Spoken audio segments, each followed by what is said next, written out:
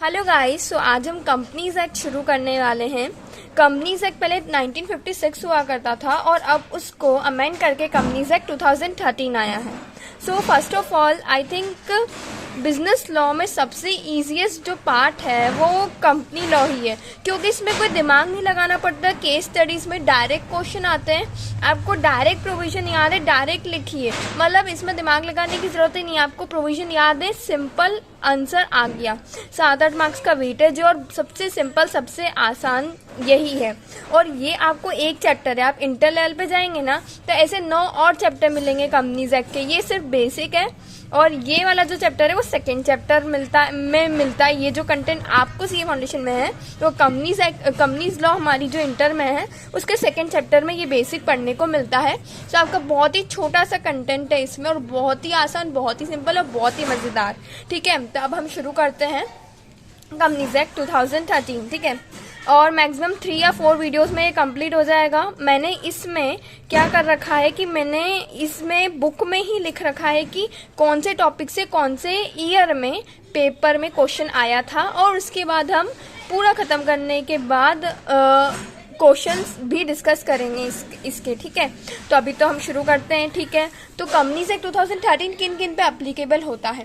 पहले तो company incorporated under this act, insurance company, banking company, electricity supply करने वाली company, any other special act में govern करने वाली कंपनी, और वैसी कंपनी जिनको सेंट्रल गवर्नमेंट ने स्पेशली स्पेसिफाई कर रखा है। लेकिन insurance company, banking company, company engage in generation और सप्लाई ऑफ इलेक्ट्रिसिटी में क्या है कि अगर उनका इडा एक्ट होता है, insurance regulatory development authority act, ठीक है, बैंकिंग रेगुलेशन एक्ट होता है और इलेक्ट्रिसिटी एक्ट होता है, अगर उनमें कोई दूसरा प्रोविजन दे रखा है किसी चीज़ को लेकर, किसी पर्टिकुलर चीज़ को लेकर, तो फिर वो फॉलो किया जाएगा। ठीक है, यही बोल रखा है यहाँ पर कि except with the provision of side act are inconsistent with the provision of insurance act. ठीक है, नेक्स्ट आता है हमारा company meaning in its future. Company होती क्या है, देखिए अलग अलग लोगों ने अलग अलग डेफिनेशन दे रखी है। This are not so important, लेकिन एक बार पढ़ने के लिए ठीक है ये सब चीज़ें, मतलब कुछ एग्जाम पॉइंट ऑफ व्यू से नॉट इम्पॉर्टेंट। ठीक है, तो प्रोफेसर हैनी की अगर हम जैसे पढ़ें, क्या बोल रहे हैं वो, कंपनी इनकॉर्पोरेटेड एसोसिएशन है, आर्टिफिशियल पर्सन है, सेपरेट एंटिटी है, परपेचुअल सक्सेशन है एंड अ कॉमन सील। ये क्या बोला, डेफिनेशन नहीं है, ये तो फीचर्स हैं कंपनी के। ठीक है, तो यही ये फीचर ही बता रखे हैं उन्होंने डेफिनेशन में कि इनकॉर्पोरेट होती है, सेपरेट एंटिटी होती है, परपेचुअल सक्सेशन होता है, कॉमन सील होता है और आर्टिफिशियल पर्सन है जो कि लॉ से क्रिएट होता है। जैसे यहाँ पर भी लिखा है, artificial being, invisible, intangible, existing only in the contemplation of law. लेकिन मेन डेफिनेशन जो कि कंपनीज एक्ट ने दे रखी कि कंपनी क्या होती है, वो सेक्शन 2 सबसेक्शन 20 में दे रखी है। क्या बोलता है कि company means a company incorporated under this act और under any previous company law. Previous company law में या इस कंपनी लॉ में जो कंपनी का इनकॉर्पोरेशन हुआ है वो कंपनी है। ठीक है, यही सिंपल सी डेफिनेशन है। ठीक है, फीचर्स ऑफ अ कंपनी अभी हमने डेफिनेशन में भी पढ़ा, separate legal entity, perpetual succession, limited liability, AJP, artificial judicial person, juridical person. ठीक है, और ये चीज़ अभी हम डिटेल में पढ़ेंगे। सो देखते हैं, सेपरेट लीगल एंटिटी बहुत बढ़िया टॉपिक है, बहुत बार क्वेश्चन बन जाता है इससे, और आगे भी हम पढ़ने वाले सेपरेट लीगल एंटिटी के बारे में बहुत कुछ। सो पहले तो अभी हम पढ़ लेते हैं इधर से कि सेपरेट लीगल एंटिटी मतलब क्या है। कंपनी की लीगल पर्सनैलिटी अलग होती है, कंपनी के मेंबर और कंपनी अलग अलग है। ठीक है, कंपनी का बैंक अकाउंट हो सकता है, लोन रेज कर सकती है, लाइबिलिटी हो सकती है, कॉन्ट्रैक्ट में एंटर कर सकती है। ये उन लोगों से डिफरेंट है जिन्होंने इसे बनाया है। ठीक है, company is a different thing. ठीक है, ऑल टुगेदर। अब उसके बाद आता है कंपनी के साथ मेंबर भी कॉन्ट्रैक्ट कर सकते हैं, राइट ले सकते हैं उसके अगेंस्ट, लाइबिलिटी इनकर कर सकते हैं उसके अगेंस्ट, और डेप्ट, कंपनी के डेप्ट के लिए जो है ना, कंपनी के डेप्ट के लिए क्रेडिटर स्यू कर सकते हैं और मेंबर नहीं स्यू कर सकते उसको। ठीक है, कंपनी अपने ओन कर सकती है प्रॉपर्टी, ठीक है। और शेयर होल्डर जॉइंट ओनर नहीं है कंपनी प्रॉपर्टी के, ठीक है। भले ही कंपनी को उन्होंने असेट दिए लेकिन कंपनी उसकी कैपिटल और असेट की ओनर खुद है, ठीक है, उसके शेयर होल्डर्स नहीं है, ठीक है। उसके बाद आता है ये बहुत अच्छा केस लॉ है Macaura versus northern assurance company limited का, कि मेंबर को इंश्योरेबल इंटरेस्ट भी नहीं होता है कंपनी में। अब देखिए क्या हुआ था ये Macaura versus northern assurance company limited में, कि मकौरा ने जो भी प्रोनाउंस करते हैं इसको, अब I don't know whether I am pronouncing correct और नॉट, सो मैं तो यही बोल रही हूँ, ठीक है। सो अब क्या हुआ था यहाँ पर कि ये जो एम था इसने ऑलमोस्ट ऑल द शेयर्स एक टिम्बर कंपनी के होल्ड करके रखे थे एक्सेप्ट वन, मतलब वो मेजर शेयर होल्डर था। मेजर क्या, एक्सेप्ट वन, तो वो तो उसकी ही कंपनी मान सकते हैं हम, ठीक है। और वो मेजर क्रेडिटर भी था कंपनी का। अब एम ने क्या करा कि भैया मेरी ही कंपनी है, तो टिम्बर को, कंपनी के टिम्बर को उसके नाम पे उसने इंश्योर करवा लिया, ठीक है, इंश्योरेंस कंपनी से। अब टिम्बर का आग लग गई। अब एम ने इंश्योरेंस कंपनसेशन मांगा, लेकिन ऐसा हेल्ड हुआ कि इंश्योरेंस कंपनी इसको लायबल नहीं है। क्यों? क्योंकि कोई भी शेयर होल्डर कंपनी की प्रॉपर्टी के लिए, किसी भी शेयर होल्डर का कंपनी की प्रॉपर्टी पे कोई राइट नहीं रहता है, क्योंकि और कंपनी की प्रॉपर्टी पे कोई राइट नहीं रहता है, इसलिए एम को क्लेम नहीं मिल पाया और इसलिए मेंबर का इंश्योरेबल इंटरेस्ट नहीं होता है in the property of the company. So पहला फीचर पढ़ा हमने सेपरेट लीगल एंटिटी, इसमें एक केस देखा वो Macaura versus northern assurance company limited का। सेकंड आता है perpetual succession, company will go on, company बंद नहीं होने वाली है। मेंबर में change but company will go on forever, ठीक है। कंपनी आर्टिफिशियल पर्सन है, लॉ ने क्रिएट करी है, लॉ ही इसकी लाइफ पे एंड ला सकता है। इसका अगर मेंबर्स का डेथ भी हो गया, इंसॉल्वेंसी भी हो गई, कोई फर्क नहीं पड़ेगा, जैसे कि पार्टनरशिप में हो जाता है, ऐसा कोई सिस्टम इधर कंपनी में नहीं है। लिमिटेड लायबिलिटी, अब कंपनी की लिमिटेड लायबिलिटी फीचर दे रखा है, तो क्या है, लाइबिलिटी जो कंपनी की लिमिटेड रहे ये हमेशा ज़रूरी नहीं है। लाइबिलिटी जो मेंबर की रहती है वो किस पे डिपेंड करती है, उस चीज़ पे कि वो किस कंपनी का मेंबर है। तो on the basis of liability company को 3 टाइप में डिवाइड किया गया है। Limited liability company, company limited by guarantee और अनलिमिटेड कंपनी, ठीक है। 3 तरह की जो ये कंपनी होती है। आगे भी जाके टाइप्स ऑफ कंपनी में इसको डिटेल में पढ़ेंगे, अभी भी मैं थोड़ा सा ओवरव्यू दे देती हूँ। पहली कंपनी आती है limited liability company. Limited liability company में क्या होता है, कंपनी के डेप्ट मेंबर के डेप्ट नहीं बनते हैं। वो क्या होता है, मेंबर की लायबिलिटी लिमिटेड रहती है to the amount of shares held by them, और वो भी कौन से, अनपेड शेयर, जो पे कर दिए वो उनकी लायबिलिटी नहीं, जो अनपेड है अभी तक उतने वो लायबल हैं उतने के लिए। लिमिटेड बाय गारंटी में क्या रहता है, उतने के लिए लायबल रहते हैं जितना उन्होंने गारंटी कराया है, और वो भी सिर्फ जब कंपनी लिक्विडेशन में जाए, ठीक है, जब कंपनी लिक्विडेट होती है तब का। थर्ड, अनलिमिटेड कंपनी क्या होती है, यहाँ पर अनलिमिटेड कंपनी में लायबिलिटी ऑफ जो मेंबर रहती है वो अनलिमिटेड रहती है, ठीक है। अब आता है आर्टिफिशियल लीगल पर्सन। अभी अपन ने पढ़ा कंपनी को लॉ से क्रिएट होती है, लॉ ही उसकी लाइफ पे एंड लाता है। आर्टिफिशियल जुरिडिकल पर्सन है, आर्टिफिशियल लीगल पर्सन है, ठीक है, लॉ क्रिएट होता है। तो ये फीचर है इसका, ठीक है। इसको सारे राइट दिए गए जो इंडिविजुअल के पास है। अभी हम पढ़ के लायबिलिटी इनकर करे, बैंक अकाउंट करे, कॉन्ट्रैक्ट एंटर करे, लेकिन अब बात ये आती है कि भले ही आर्टिफिशियल हो लेकिन इसको ह्यूमन एजेंसी चाहिए, क्योंकि कंपनी के कोई से भी एक्ट को ऑथराइज करना हो, ऑथेंटिकेट करना हो, तो कोई तो चाहिए ना कि कंपनी के बिहाफ में करने के लिए। अब कंपनी तो आर्टिफिशियल ही है, तो डायरेक्टर्स एक्ट करते हैं through common seal of the company, authenticate कर सकते हैं उसके फॉर्मल एक्ट्स को, ठीक है। जो है ना डायरेक्टर अपना कंपनी के एजेंट की तरह काम कर सकते हैं, लेकिन वो एजेंट ऑफ मेंबर नहीं है, ये याद रखिएगा। कॉमन सील क्या है कि जो है ना कॉमन सील क्या होती है, ऑफिशियल सिग्नेचर है कंपनी का। अब कंपनी खुद तो सिग्नेचर कर ही नहीं सकती, तो ऑफिशियल सिग्नेचर क्या है, कॉमन सील कंपनी का। उस कॉमन सील क्या होती है, सील है ना कॉरपोरेशन यूज़ करती हैं कि as a symbol of its incorporation, कि हाँ ये इनकॉर्पोरेट हो गई, एज अ सिंबल यूज़ करती हैं, ठीक है।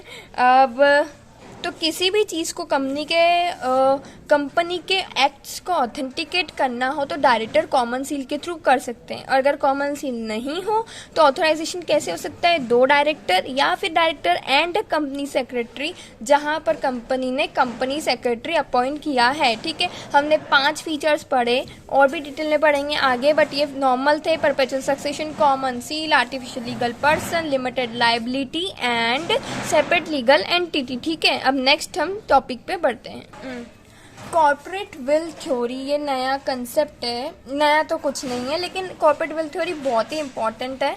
और मतलब इसके जो केस पीछे जो हमने यहाँ पर पीछे इसके lifting of corporate will they रखा है ना, इसके एक आध केस स्टडीज तो बनी जाती है अटेम्प्ट में ऑलमोस्ट, कि इन पीछे जो केस लो के नाम मिलेंगे आपको, उनमें से एक आध केस स्टडी बनी जाती है। तो कॉर्पोरेट विल थ्योरी क्या होती है?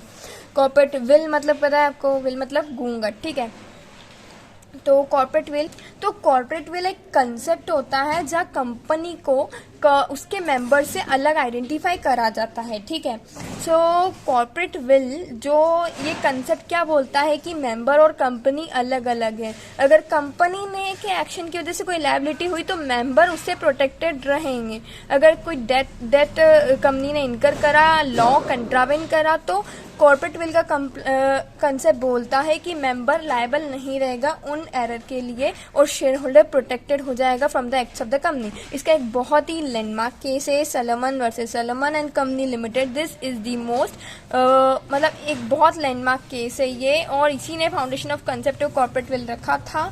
तो Salomon versus Salomon and company limited बहुत बड़ा दिख रहा होगा आपको, लेकिन बहुत सिंपल है। कंसेप्ट समझने के लिए बहुत ज़रूरी है कि हम इसको समझें।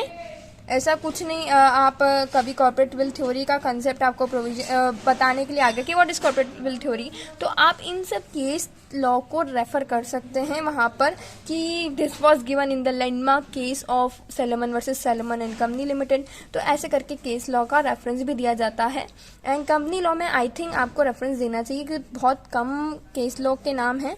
बाकी कॉन्ट्रैक्ट वगैरह में तो मैंने भी नहीं पढ़े थे ज़्यादा, लेकिन इस कंपनीज एक्ट के तो मैंने याद रखे थे। ठीक है, तो इसमें क्या हुआ था कि सलोमन जो पर्सन था उसने क्या करा, कंपनी बनाई, 7 सब्सक्राइबर रखे, खुद बीवी, 4 बच्चे, 1 डॉटर। ठीक है, 4 सन और 1 डॉटर। कंपनी ने क्या करा, पर्सनल बिजनेस एसेट लगाया उसने अपने, और उसने क्या करा, रिटर्न में 20,000 शेयर ले लिए। ठीक है, और डिबेंचर्स ले लिए, और उन डिबेंचर का चार्ज कर दिया कंपनी की असेट पे।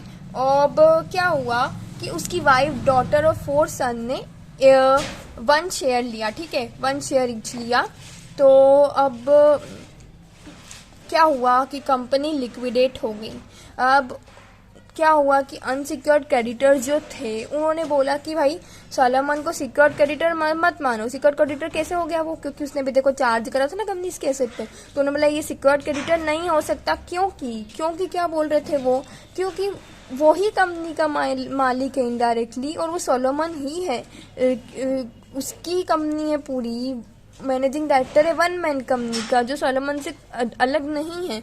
और जो ये कॉर्पोरेट विल का जो ये लगा हुआ है, कंपनी और मेंबर अलग अलग हैं, ये वाला जो क्लॉक लगा हुआ है वो बिल्कुल सेम है। लेकिन फिर लॉर्ड मैकनॉटन ने ऐसा हल किया कि कंपनी उसके सब्सक्राइबर टू द मेमोरेंडम से पूरी तरह डिफरेंट है।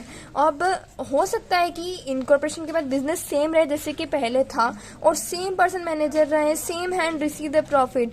कंपनी क्या बोलते हैं, लेकिन क्या होता है कि सब्सक्राइबर और मेंबर लायबल नहीं रहेंगे। कंपनी के जो हुआ है उसके टुवर्ड्स सब्सक्राइबर और मेंबर अलग हैं उससे, और वो लायबल नहीं रहेंगे। ठीक है, उस कंपनी उसके सब्सक्राइबर का एजेंट नहीं है। ठीक है, सो इसी तरह से लॉर्ड मैकनॉटन ने कहा कि अलग अलग होता है, कंपनी अलग होता है, मेंबर्स अलग होते हैं। कंपनी के एक्ट के लिए हम शेयर होल्डर को लायबल नहीं ठहरा सकते, भले ही उसने virtually entire share capital hold कर रखी होगी। ठीक है, अब उसके बाद आता है कि ये विल जो पर्दा लगा हुआ है बीच में, ये पर्दा कभी खुद सकता है, ये कंपनी और शेयर होल्डर का पर्दा कभी उठेगा? तो हाँ, उठ सकता है। तो कैसे उठ सकता है? कब हो सकता है? जब कोर्ट डिसरिगार्ड कर दे कॉर्पोरेट एंटिटी को, उसकी डिसरिगार्ड कर दे कॉर्पोरेट एंटिटी को, और वो पर्दे के पीछे देखना चाहे कि कौन है पर्दे के पीछे, और कोर्ट इग्नोर करती कंपनी को, डायरेक्टली मेंबर के साथ डील करती है, तो कॉर्पोरेट विल को लिफ्टेड माना जाता है जब, ठीक है। सो अब कोर्ट कौन से केसेस में लिफ्ट कर सकती है, तो हम पढ़ेंगे कि following are the cases where company law disregard the principle of corporate personality, ठीक है। और यहाँ पर मान लेती है कि कंपनी और द प्रिंसिपल, यानी कि कौन सा प्रिंसिपल ऑफ कॉर्पोरेट पर्सनैलिटी कौन सा है, ये प्रिंसिपल की कंपनी अलग है और शेयर होल्डर अलग है, ठीक है। तो 5 केसेस हैं बहुत इम्पॉर्टेंट है। 5 में ये आपको केस लॉ नेम याद रखना चाहिए आई थिंक, क्योंकि जैसे केस लॉ नहीं पूछा जाता कभी भी, लेकिन जैसे क्वेश्चन इसी की स्टोरी पे बेस्ड आ जाता है, और आई थिंक अगर आपने ये पढ़ रखा है तो आपको स्टोरी पढ़ के क्वेश्चन की समझ में आ जाएगा कि अरे ये तो ये क्वेश्चन है, ठीक है। सो पहला, to determine the character of the company, that is whether co-enemy or friend, ठीक है। तो पहला आता है Daimler company limited versus continental tyre and rubber company. So क्या हुआ था ये केस, इसमें क्या कि जैसे कंपनी जो अपना कोर्ट है वो कॉर्पोरेट विल कब उठाने का बोलेगा, लिफ्ट करेगा, ये पता लगाने के लिए कि कंपनी एनिमी है क्या, कंपनी एनिमी कंपनी है क्या, पता लगाने के लिए कोर्ट लिफ्ट कर सकता है विल। एनिमी कंपनी क्या होता है, कंपनी फ्रेंड या फो नहीं हो सकता है कि कंपनी हमारी दुश्मन, लेकिन क्या होता है कि जिस देश के साथ कंट्री की लड़ाई चल रही रहती है जिस देश के साथ चल रहे हैं तो वहाँ के लोग भी अपने एनिमी हो जाते हैं और वो कंपनी एनिमी कंपनी हो जाती है। तो अगर कंपनी को कंट्रोल करने वाले लोग एनिमी देश के हैं तो वो कंपनी भी हमारी एनिमी कंपनी हो जाएगी, और इसके लिए कोर्ट देख सकता है the character of the person who are really controlling the affairs of the company, और इसके लिए वो कॉर्पोरेट विल को लिफ्ट कर सकते हैं। सेकंड आता है टू प्रोटेक्ट रेवेन्यू टैक्स। तो ये क्वेश्चन नंबर 19 3 मार्क्स का आया था, ठीक है। स्टोरी बना दी थी इसी की, यही स्टोरी को चेंज करके थोड़ा सा अलग बना दिया था, लेकिन पढ़ के समझ में आ रहा था, सिर्फ यही लिखना था उस केस में। नवंबर 19 3 मार्क्स का क्वेश्चन, ठीक है। अभी तक पिछले जो भी पढ़ा अभी अपन ने वो में 18 के बाद से एक भी अटेम्प्ट में क्वेश्चन पीछे के टॉपिक में से कुछ नहीं पूछा गया, वो सिर्फ बेसिक था और बेसिक कंसेप्ट था, ठीक है। डेंशो मैनर्जी पट्टीट, ये बहुत इंपॉर्टेंट केस लॉ है। इसमें क्या हुआ था, बहुत ही मस्त है। इसमें क्या हुआ था कि डेंशो मैनर्जी जो थे ना, उन्होंने कंपनियां बनाई, ठीक है। उनके पास पैसा था, उन्होंने कंपनियां बनाई। उसमें क्या करा, उनके पास पैसा आया डिविडेंड इंटरेस्ट से, उन्होंने कंपनियां बनाई, उसके परचेज कर लिए शेयर, उनको जो इनकम मिली थी उससे उन्होंने उसके कंपनियों के शेयर्स परचेज कर लिए, ठीक है। अब वो जो कंपनियों के शेयर परचेज कर लिए और वो जो पैसे लगाए ना कंपनियों में, उन कंपनियों ने वापस डेंशो मैनर्जी पट्टीट को वो लोन के रूप में दे दी, ठीक है। वापिस से वो डेंशो मैनर्जी पट्टीट के पास पैसे चले गए लोन के फॉर्म में, और वो लोन का कोई रीपेमेंट भी नहीं था।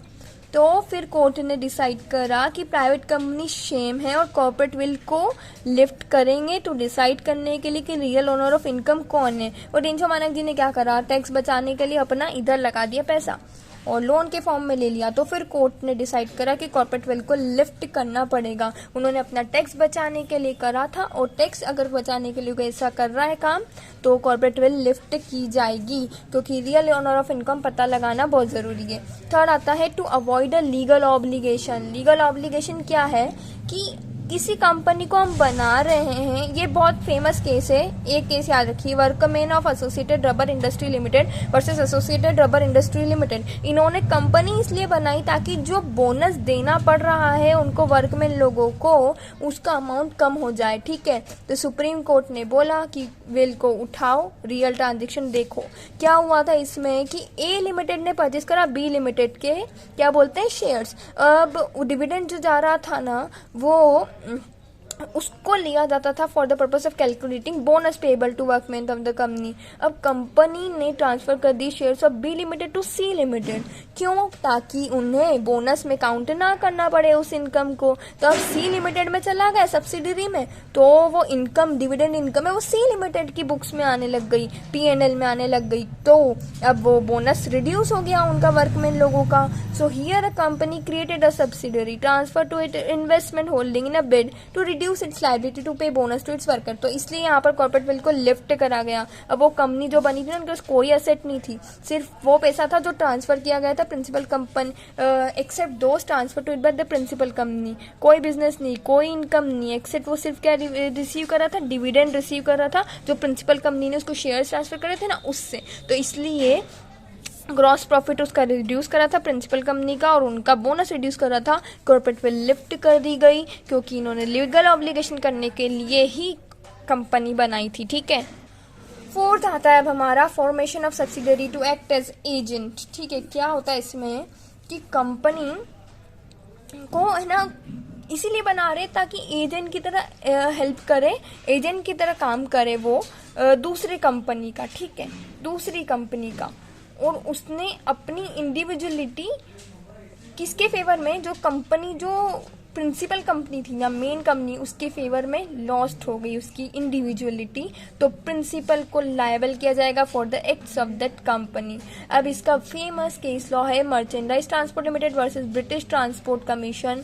उसमें क्या हुआ कि एक कंपनी को लाइसेंस चाहिए था व्हीकल में, उसके खुद के नाम से उसको लाइसेंस मिल नहीं रहा था, उसे सब्सिडरी कंपनी बनाई और लाइसेंस के लिए लाइसेंस के लिए अप्लाई कर दिया, और व्हीकल सब्सिडरी कंपनी वो ट्रांसफर कर देता। ठीक है, तो इसलिए ये डिसीजन आया कि जो पेरेंट और जो सब्सिडरी है ना, जो एक ही कमर्शियल यूनिट है, और एप्लीकेशन जो लाइसेंस के लिए थी वो रिजेक्ट कर दी गई, क्योंकि दोनों एक ही अलग कंपनी बना ली तुमने लाइसेंस लेने के लिए, ये थोड़ी चलेगा। Formation of subsidiary to act as agent, और इस केस में कॉर्पोरेट विल को लिफ्ट किया जाता है। कंपनी फॉर्म फॉर फ्रॉड और इम्प्रॉपर कंडक्ट और टू डिफीट लॉ। तो जब कंपनी को बनाया जाता है लीगल इम्प्रॉपर पर्पस के लिए, ताकि default creditor, avoid legal obligation, to defeat और सर्कमवेंट लॉ, तो इसमें भी कॉर्पोरेट विल को लिफ्ट किया जा सकता है। और इसका लैंडमार्क केस है, इसका एक बहुत इंपॉर्टेंट केस है इस केस से related, Gilford motor company versus Horne. And ये जो केस लॉ है ना, ये अलग से भी अपन कवर करेंगे एक वीडियो में डिटेल में सारे लाइन से। कंपनी लॉ के तो मैं सारे कवर करूंगी अलग से एक वीडियो में लेके। ठीक है, अभी तो हम सिर्फ इतना ही पढ़ रहे जितना हमारी मॉड्यूल में दिया है, और इतना इनफ है आई थिंक आपको समझने के लिए। जितना मॉड्यूल में देना उतना इनफ है, लेकिन फिर भी समझना तो चाहिए हमको डिटेल में। लेकिन अभी सिर्फ मैं मॉड्यूल से पढ़ा रही हूँ, तो सिर्फ जितना जिसका डिटेल है उतना उसका डिटेल बता रही हूँ। ठीक है, तो 5 केसेस पढ़े हमने, कोई सा भी केस स्टडी बन के आ सकता है। तो अभी तक जो ये 5.7 पेज तक हमने जो पढ़ा है, उसमें से कौन सा क्वेश्चन अभी तक बैठा है? नवंबर 19 में 3 मार्क्स का, नवंबर 19 जो कि मेरा अटेम्प्ट था। ठीक है, और केस लॉ है ना, आपको आंसर में लिखने से ना बहुत इफेक्ट पड़ता है, बहुत रेफरेंस देना बहुत अच्छी चीज़ होती है। मुझे आज भी याद है, मुझे केस लॉ है ना, नाम इतने सारे, बहुत कन्फ्यूजन हो रहा था, याद ही नहीं हो रहा था। हुआ यह था कि मैंने आंसर तो लिख दिया, क्वेश्चन पेपर में आया था 3 मार्क्स का, लेकिन मैं दीनशो मानेक जी पटीट का रेफरेंस ही देना भूल गई, जबकि मुझे याद था ये केस लॉ। तो बहुत बार ऐसी चीज़ हो जाती है, तो ढंग से पढ़िएगा। तो ठीक है, so that is it for now. And इस वीडियो में हम यहाँ तक ही पढ़ रहे हैं, नेक्स्ट वीडियो में जल्दी अपलोड करूँगी, और उसमें हम क्लासेस ऑफ कंपनी पूरी पढ़ेंगे। ठीक है, if you like this video then please share, like, subscribe to my channel, and thank you so much.